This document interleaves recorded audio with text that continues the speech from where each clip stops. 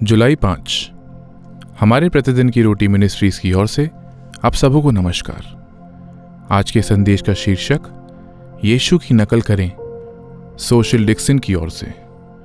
आज के पवित्र शास्त्र का भाग रोमियो की पत्री अध्याय 12 पद 1 से 8। इसलिए हे भाइयों, मैं तुमसे परमेश्वर की दया स्मरण दिलाकर विनती करता हूं कि अपने शरीरों को जीवित और पवित्र और परमेश्वर को भावता हुआ बलिदान करके चढ़ाओ। यही तुम्हारी आत्मिक सेवा है। इस संसार के सदृश ना बनो, परंतु तुम्हारे मन के नए हो जाने से तुम्हारा चाल चलन भी बदलता जाए, जिससे तुम परमेश्वर की भली और भावती और सिद्ध इच्छा अनुभव से मालूम करते रहो। क्योंकि मैं उस अनुग्रह के कारण जो मुझको मिला है, तुम में से हर एक से कहता हूं कि जैसा समझना चाहिए उससे बढ़कर कोई भी अपने आप को न समझे, पर जैसा परमेश्वर ने हर एक को विश्वास परिमाण के अनुसार बांट दिया है, वैसा ही सुबुद्धि के साथ अपने को समझो। क्योंकि जैसा हमारी एक देह में बहुत अंग हैं और सब अंगों का एक ही सा काम नहीं, वैसा ही हम जो बहुत हैं मसीह में एक देह होकर आपस में एक दूसरे के अंग हैं। जबकि उस अनुग्रह के अनुसार जो हमें दिया गया है, हमें भिन्न भिन्न वरदान मिले हैं। तो जिसको भविष्यवाणी का दान मिला हो, वह विश्वास से परिमाण के अनुसार भविष्यवाणी करे। यदि सेवा करने का दान मिला हो तो सेवा में लगा रहे। यदि कोई सिखाने वाला हो तो सिखाने में लगा रहे। जो उपदेशक हो वह उपदेश देने में लगा रहे। दान देने वाला उदारता से दे। जो अगुवाई करे वह उत्साह से करे। जो दया करे वह हर्ष से करे। मुख्य वचन अध्याय 12 पद 2।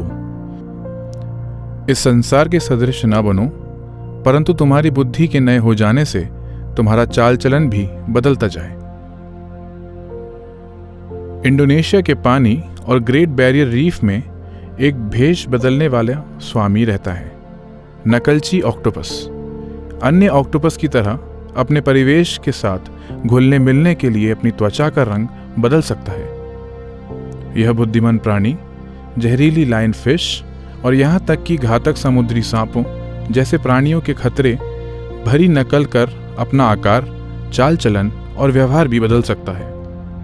नकलची ऑक्टोपस के विपरीत यीशु में विश्वास करने वालों का उद्देश्य हमारे चारों ओर मौजूद दुनिया में अलग दिखना है। हम उन लोगों से खतरा महसूस कर सकते हैं जो हमसे असहमत हों और उनमें घुलने मिलने के लिए प्रलोभित हो जाते हैं, ताकि मसीह के अनुयायियों के रूप में पहचाने ना जाएं। हालांकि प्रेरित पौलुस हमसे आग्रह करता है कि हम अपने शरीरों को जीवित, पवित्र और परमेश्वर को भावता हुआ बलिदान करके चढ़ाएं, अपने जीवन के हर क्षेत्र से यीशु को दर्शाते हुए।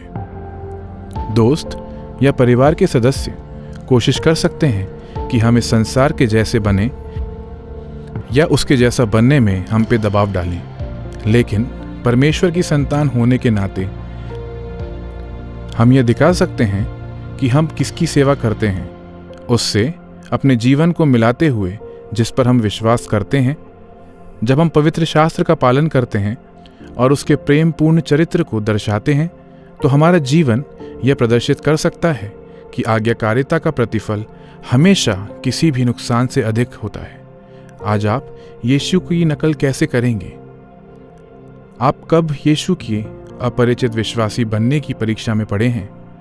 आप कब परिवार के सदस्यों या दोस्तों से अलग हो गए हैं क्योंकि आपने अपने शब्दों और कार्यों के द्वारा यीशु को अपने जीवन से दर्शाना चुना है? हे प्यारे यीशु, कृपया मुझे दूसरों के सामने आपको प्रतिबिंब करने का साहस और दृढ़ता दें। आमीन।